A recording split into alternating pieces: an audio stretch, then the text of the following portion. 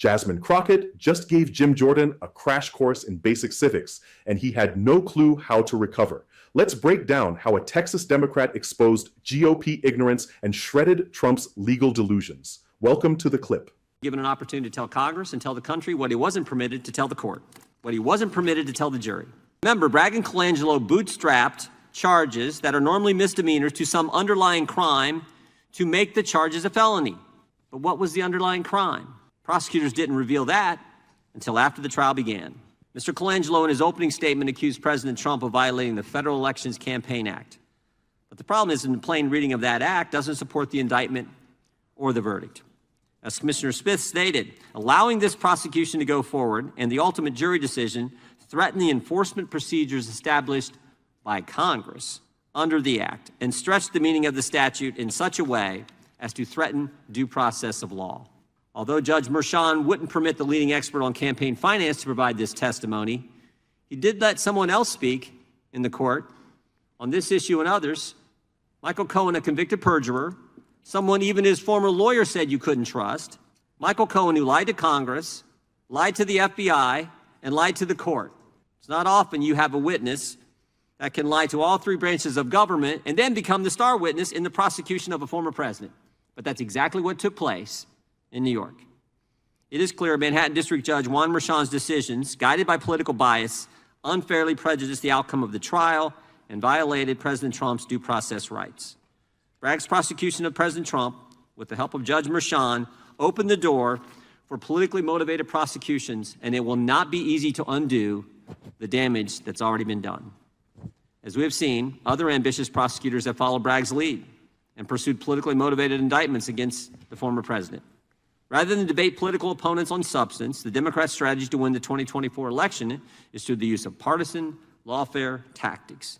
These politically motivated local prosecutions raise substantial federal interest and potential collusion between federal and state authorities. And that is precisely why we are here today. Alvin Bragg's prosecution of President Trump was personal, it was based on politics, and it was wrong. We now recognize the ranking member for an opening statement, and then we'll get to our witnesses. I recognize the gentlelady from Texas. Okay, I got a lot of ground to cover. I do want to clarify, Mr. Fahey, when you consistently talk about NY or New York crime, you're speaking in an opinionated stance. You're not speaking from a place of fact, correct? No, I'm speaking from a place of facts. Okay, well, let me clarify for you. Thank you so much. I'm reclaiming my time. Let me clarify for you that NYPD puts out reports. And in April, it said overall index crime across New York City dropped another 4.9%. As it relates to May, the report says overall index crime across New York dropped another 2.4%, and June's report hasn't come out. I would ask for unanimous consent to enter this into the record. Now, moving on, I just want to level set because I feel as if some people don't understand how government works, and I don't know how they got to Congress. So, Mr. Wu, I'm going to need you to help me out because I don't know that I trust that other people will know the answers to these questions. Number one, how many branches of government do we have? 3. 3. Okay, sounds good. So, can you name them for me? Legislative, judiciary, and executive. Very good. Okay, so currently, I think that I serve in the legislative branch. Would you agree? I agree. Okay, fine. Can you tell me when somebody goes to court, such as a criminal convicted of 34 felony counts, state court in New York, would that be the legislative people or judicial people? Well, it's really the executive that's prosecuting, and then it's within the judiciary to run the trial properly. Okay, very good. So, judiciary. Typically, if someone has an issue with, say, what happens in court, do they then somehow hop from state court all the way to the federal legislative branch, or is there a different process in which you are supposed to be able to explain any issues you may have? The process would be the judicial appellate process, holding aside the issue of state versus federal. Oh, interesting. Okay. All right. So normally people don't get convicted on a state level and somehow end up litigating the issue on the federal level in the legislative branch. Is that correct? Yes. Okay. All right. So something is different about what's going on today. I just wanted to clarify because I thought I was living in the upside down for a second. Now, I want to move on and talk about how someone is prosecuted. currently, because under Project 2025, we'll get there. There will be a different way to prosecute people. But currently, it is my understanding, and I only kind of went to law school, passed a couple of bar exams, and practiced on the state and federal levels. But just clarify for me, when someone goes in to be prosecuted, is it, say, the President of the United States that somehow becomes the state prosecutor in New York? Oh, absolutely not. Absolutely not, because he's the executor, huh? That's that other branch. Correct. Okay. All right, so you have this prosecutor, and in this case, it's Alvin Bragg, who was duly elected, correct? Correct. Not appointed by the president. Right. Duly elected by the citizens in his jurisdiction, right? Right. So he's elected, and usually some sort of an investigation that takes place, correct? Prior to his election? No. With a case, I'm sorry. Yes, I've correct. moved on. Yes. All right. So the very first of a case is that we go through an investigation. After that investigation, then the prosecutor usually has what we would consider to be some sort of prosecutorial discretion as to whether or not they want to go forward, correct? Correct. All right. And then they use that discretion, but then when it's somebody that is facing a felony amount of time, which is usually in most states over a year, then they have to present it to a grand jury. Is that right? That's right. Now, a grand jury is comprised of citizens, correct? Correct. U.S. citizens from that area, correct? Right. Okay, so they have to come to the conclusion that they are going to issue what we call a true bill, correct? Correct. All right, so then we have an indictment.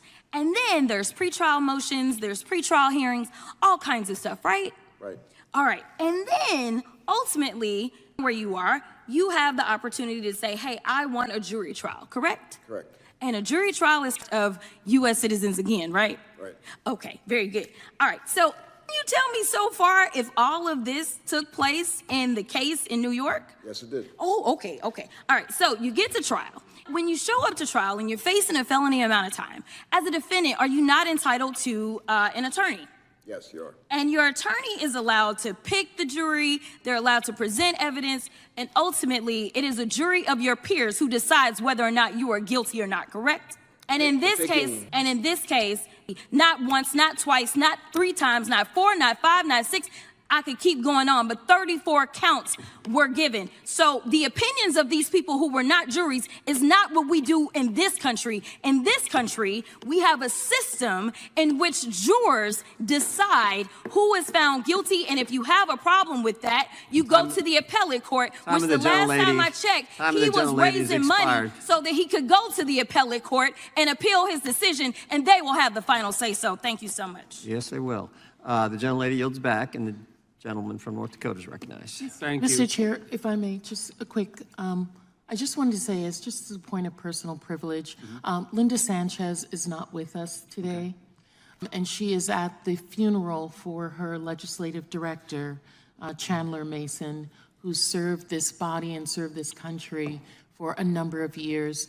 And I just want to say on behalf of, I believe, all of us here, that we extend condolences to her family, to the office of Congresswoman Sanchez, and pray for God to give them comfort during this time for the untimely death of Ms. Mason. No, well said, and I appreciate bringing that attention. I should have, this is my oversight, I should have said something about our colleague, Mr. Massey. Mr. Davidson and I and our Polly and Lisa and I had a chance to go down and visit with Thomas a week ago Sunday. He's doing as good as you can under these difficult circumstances, and his wife Rhonda was in person. So to both members of this committee, thank you for bringing that up. Thank you. Jasmine Crockett just delivered a civics lesson so devastating it left Jim Jordan blinking like he forgot how government works. In a House Judiciary hearing packed with bad faith Republican rants and Trumpian victimhood, it was the Congresswoman from Texas who stood up, took the mic, and dismantled every MAGA talking point with surgical clarity. Let's be real.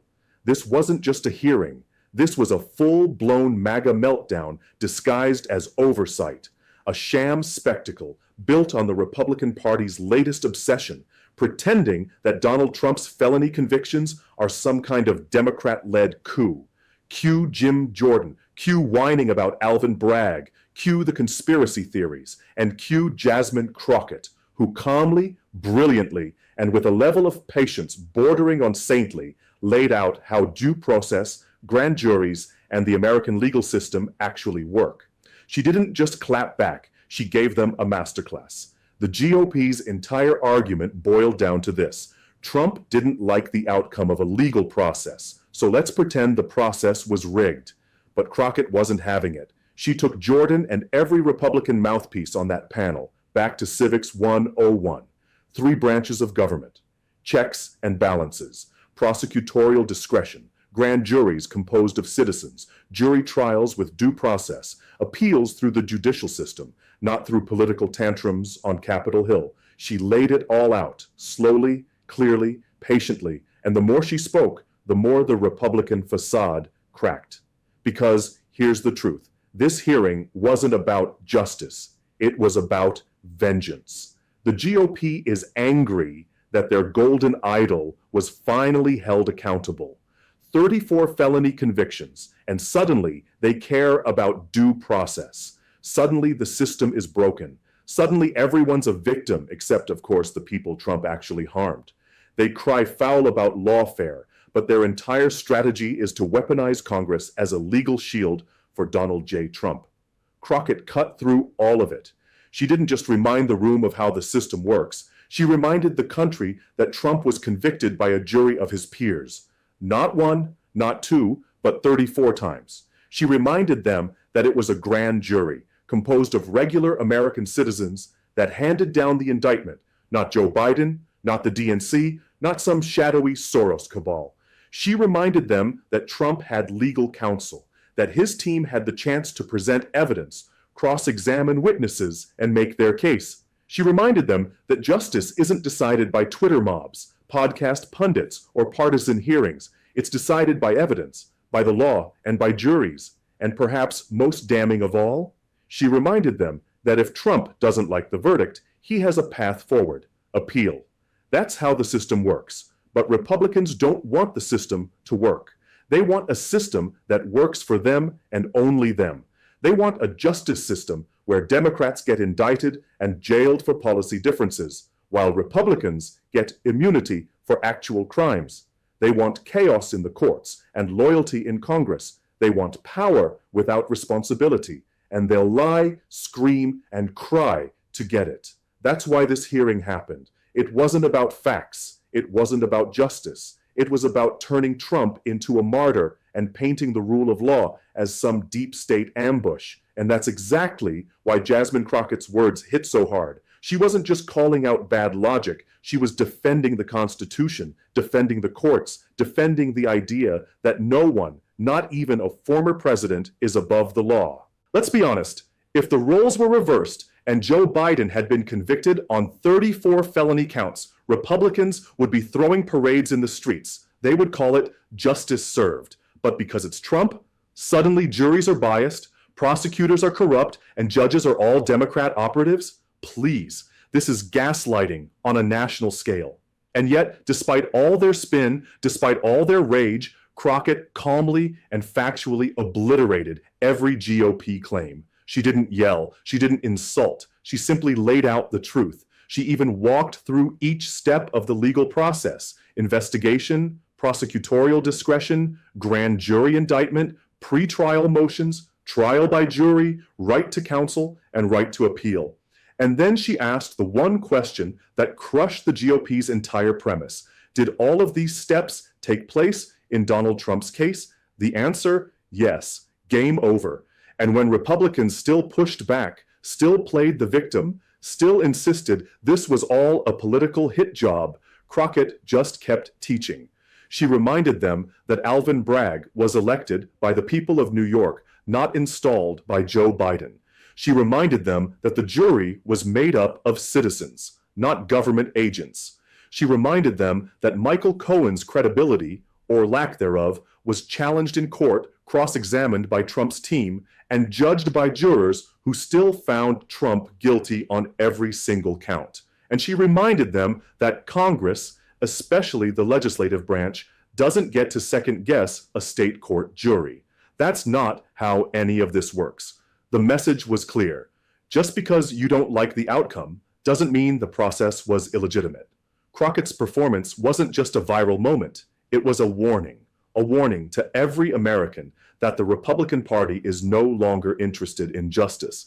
They're interested in Trump justice, which is no justice at all. They're interested in rewriting laws to protect the powerful and punish the opposition. They're interested in undermining institutions, discrediting juries, and gaslighting voters into believing the lie that Trump is the victim, when in fact, Trump is the defendant, and a convicted one at that. Let's not forget, these are the same Republicans who cheered when Trump appointed 3 Supreme Court justices, who weaponized the courts to take away reproductive rights from millions of women, who claim to back the blue until the blue arrests their leader. Their hypocrisy knows no bounds. But Jasmine Crockett wasn't having it. She stood up, she spoke truth to power, and she made it clear that the rule of law is not negotiable, no matter how many flags you wrap yourself in. America deserves leaders who understand the Constitution, not those who bend it for their king. And in that hearing room, one voice rose above the noise. It wasn't Jim Jordan. It wasn't Marjorie Taylor Greene. It was Jasmine Crockett. Thanks for watching. If you're tired of mega lies and ready to fight for truth, hit that like button, subscribe, and share this video. We're not backing down. We're not staying silent. We're here to hold the line for democracy, for the Constitution, and for justice. Stay loud, stay informed, and most of all, stay involved.